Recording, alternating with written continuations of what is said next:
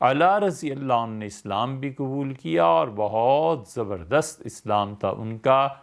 حضرت ابو ہریرہ رضی اللہ عنہ کہتے ہیں جو آپ سے عرض کیا تھا نا کہ یہ باکرامت صحابہ کرام رضی اللہ عنہ میں سے ایک ہستی یہ ہے، علا حضرمی رضی اللہ عنہ کو سیدنا عمر رضی اللہ عنہ نے اپنے زمانے میں ایک کمانڈ دی تھی کہ فلاں علاقے کا جہاد یہ تمہارے ذمہ ہے، تمہارا ذمہ ہے۔ علا حضرمی رضی اللہ عنہ انہیں پھر امیر المومنین نے سیدنا عمر رضی اللہ عنہ نے بحرین کی گورنرشپ دی اور انہیں بھیجا تھا اور فرمایا تھا کہ بحرین سنبھالو، اور وہاں حضرت ابو ہریرہ رضی اللہ عنہ تھے حکمران، اور حضرت ابو ہریرہ رضی اللہ عنہ کو سیدنا عمر رضی اللہ عنہ نے مدینہ منورہ بلا لیا تھا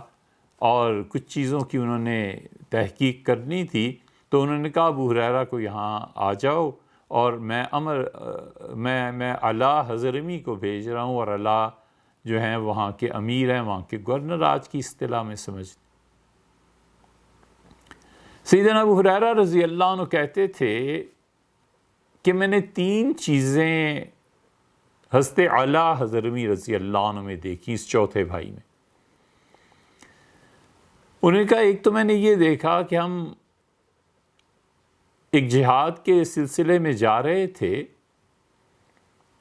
اور شدید گرمی اور صحرا میں چل رہے ہیں، جمعے کا دن تھا، تو ہم نے علا سے کہا کہ علا پانی کم ہے،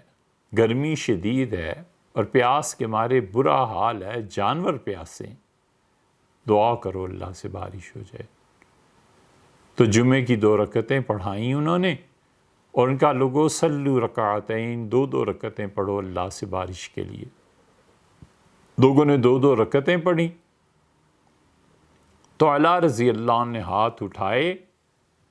اور وہ کہتے ہیں کہ انہوں نے دعا مانگی کہ اللہم اسقنا، اللہ ہمیں بھی پانی پلا، اللہ ان جانوروں کو بھی پانی پلا،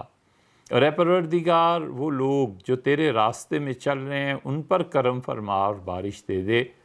حضرت ابو ہریرہ رضی اللہ عنہ کہتے ہیں میں نے دیکھا آسمان پہ کسی بادل کا ٹکڑا کچھ نہیں تھا، کوئی نشان تک نہیں تھا شدید گرمی میں، اور علا رضی اللہ عنہ نے اپنے ہاتھ ابھی چہرے پہ نہیں پھیرے تھے کہ بارش برسنا شروع ہوئی اور جل تھل ہو گیا، کوئی جگہ باقی نہیں رہی جہاں بارش نہ برسی ہو، اور ہم نے اپنے برتن پانی سے نہ بھر لیے ہوں، جانوروں کو بھی پلایا، خود بھی پیا، اور بارش تھی کہ مسلسل جاری تھی۔ وہ کہتے تھے حضرت ابو ہریرہ رضی اللہ عنہ، یہ ایک پہلی مرتبہ میں نے ان میں دیکھا کہ یہ صاحب کرامت شخص ہے۔ فرماتے تھے حضرت ابو ہریرہ رضی اللہ عنہ کہ دوسری چیز، یہ سب روایات آپ کو تاریخ کی اور حدیث کی کتابوں میں ملیں گی۔ البدایہ والنہایہ میں ابن کثیر رحمۃ اللہ علیہ اس کو ذکر کیا۔ یہ ابن کثیر جو کچھ لکھتے ہیں نا، یہ ابن کثیر، ابن تیمیہ، ابن قیم، ابن رجب حنبلی، یہ سارا ایک ہی گروہ ہے رحمہ اللہ، اور یہ ایسے ہی چیزوں کو قبول نہیں کرتے کہ گپیں اور قصے کسی کے گھڑے ہوئے ہوں تو یہ قبول کر لیں۔ ابن کثیر رحمۃ اللہ علیہ بھی انہی میں سے تھے